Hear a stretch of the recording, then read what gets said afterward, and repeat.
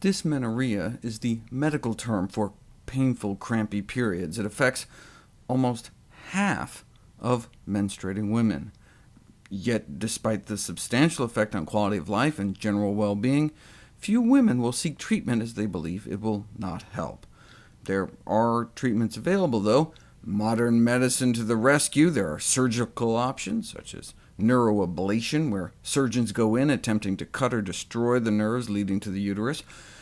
Or doctors can just take out your uterus completely, though there are certainly a bunch of hormones and pills and shots that can suppress the menstrual cycle altogether.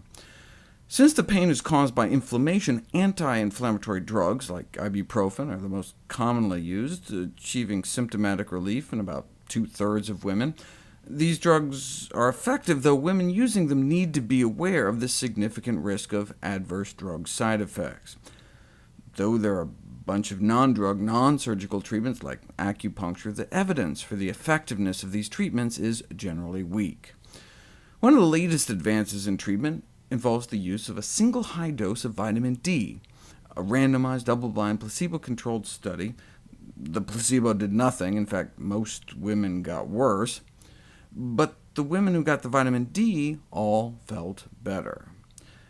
But wait a second, if it's pain caused by inflammation, how about putting women on an anti-inflammatory diet?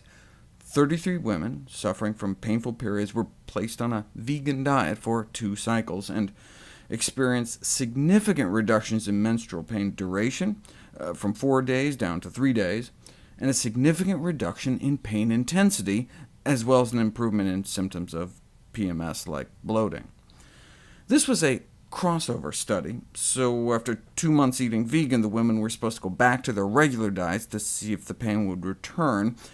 But the women felt so much better that when the researchers said, OK, now we need you to go back to your regular diet to test before and after, several said, "No way, Jose," and refused, even though they were required to by the study protocol. Doctors too often patronizingly think that patients simply won't adhere to therapeutic diets, but when they surveyed these women during the study, not only did they have fewer cramps, but they were losing weight, reported increased energy, better digestion, better sleep.